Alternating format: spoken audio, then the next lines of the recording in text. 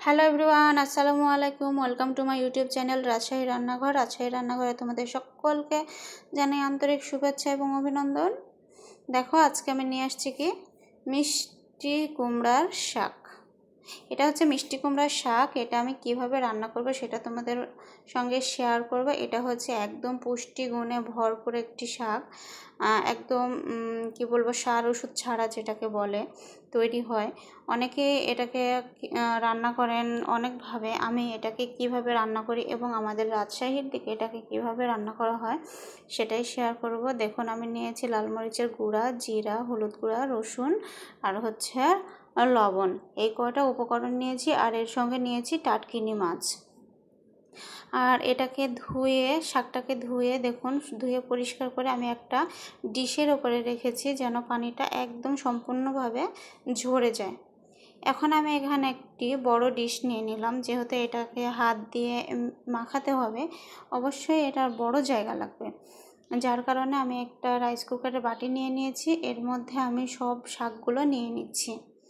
তোমরাও এভাবে সুন্দর করে মাখাবে বন্ধুরা। এই শাকটা যত মাখাবে তত কিন্তু স্বাদ হবে, কারণ এটাকে যখনই তুমি ডোলে মুচড়ে মাখাবে না, তখনই দেখবে যে এটা একদম ভিতরে পর্যন্ত রসটা শুষে নিয়েছে।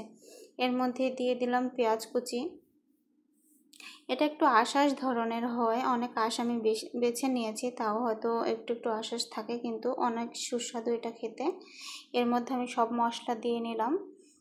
বন্ধুরা, এটা খেতে কিন্তু অনেক টেস্টি হয়েছিল। তোমরা যদি হাতের কাছে এই শাকটা পাও তাহলে অবশ্যই একটু এভাবে ট্রাই করে দেখবা। আমার বিশ্বাস তোমাদের অনেক ভালো লাগবে। এর মধ্যে এখন দিয়ে দেবো কি বলো তো, কি বাকি আছে? এই যে তেল বাকি আছে। এর মধ্যে এখন আমি তেলটা দিয়ে নেব। তেলটা দিয়ে নিয়ে সুন্দর করে হাত দিয়ে একবারে মুচড়িয়ে মাখাবো। আগেই এর মধ্যে মাছ দেওয়া যাবে না, তাহলে মাছ একবারে ভর্তা হয়ে যাবে। মাছটা পরে অ্যাড করতে হবে। এটা যত পারবে এভাবে একদম মুচড়িয়ে মুচড়িয়ে মাখাবে। যত মাখাবে এটা তত টেস্টি হবে খেতে। দেখো আমি কিভাবে মাখিয়ে নিচ্ছি। একদম একদম ডোলে মুচড়িয়ে মাখিয়ে নিতে হবে। এভাবে তোমরাও মাখিয়ে নেবে। দেখো, আমার অনেকটাই এগুলো কমে এসেছে একবারে। শাকটা একবারেই কমে এসেছে।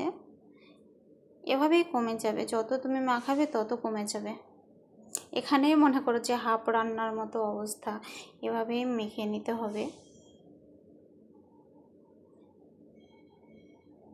এখন আমি মাছটাকে অ্যাড করব এর সঙ্গে।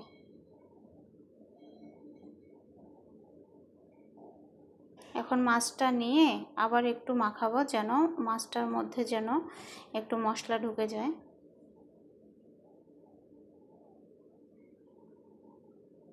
দেখো, আমি আবারও এটাকে সুন্দর করে মাছ দিয়ে মেখে নিচ্ছি। এটাকে বলে টাটকিনি মাছ, তোমরা কি বলো আমি জানি না। এটাকে বলে টাটকিনি মাছ। এবার আমি এই বাটিতে তুলে নেব। বড় ডিশ থেকে ছোট একটা বাটিতে উঠাই নেব শাকটা। দেখো, একটা কিন্তু একবারে রাইস কুকার ভর্তি শাক ছিল। এখন বাটিতে দেখো কতটুকু হয়েছে শাকটা। এবার আমি রান্নাঘরে চলে আসলাম। ফ্রাই প্যানে এটাকে বসিয়ে দেবো রান্না করতে। ফ্রাই প্যানটা গরম হয়ে গেছিলো, যার কারণে একটু ধোঁয়া উঠলো। এবার আমি একটু পানি অ্যাড করে দেবো এর সঙ্গে, হালকা একটু পানি অ্যাড করব যেন সিদ্ধ হয়। এবার ঢাকনা দিয়ে আমি ঢেকে দেব, দিয়ে সুন্দর করে জাল করে নেব। মিডিয়াম হিটে রান্না করে নিচ্ছি। দেখো, বলক উঠে গেছে আমার শাকটার। এবার একটু নাড়াচাড়া করে দিয়ে দেখব শাকটা কী অবস্থা।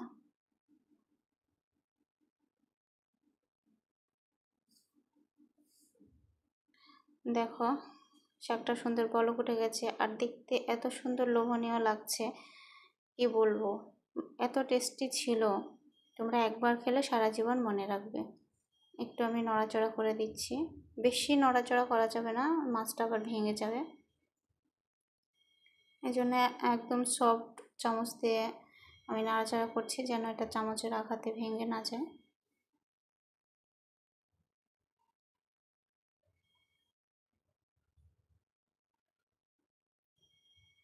নাড়াচাড়া দেখো হয়ে গেছে আমার, একটু ওলট পালট করে দেওয়া হয়ে গেছে যেন উপর নিচ সবভাবেই যেন সেদ্ধ হয়ে যায়। এই জন্য আমি একটু ওলট পালট করে দিলাম। খুব আলতোভাবে নাড়াচাড়া করতে হবে যেন ভেঙে না যায়। খুব সুন্দর লাগছে দেখতে। এবার এটাকে আমি ঢাকনা দিয়ে ঢেকে দেব। আবারও কিছুক্ষণ পরে আসলাম। দেখো বন্ধুরা, অনেকটা শুকনো হয়ে গেছে, মানে রসটা অনেকটা মরে গেছে।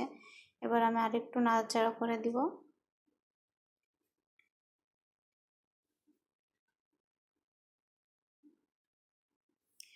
দেখো আমি একটু একটু নাড়াচাড়া করে দিচ্ছি। এটা মনে হয় যে মাঝখানে একটু লেগে গেছে, হালকা হালকা মনে হয় মাঝখানে লেগে গেছে। এই যে একটু সামান্য, এটাতে কোনো সমস্যা নেই। আমি এভাবে আবার একবার উল্টিয়ে পাল্টিয়ে দিচ্ছি। বন্ধুরা, আমার ভিডিওটি যদি তোমাদের ভালো লাগে অবশ্যই একটা like, comment, share and subscribe করে পাশে থাকবে।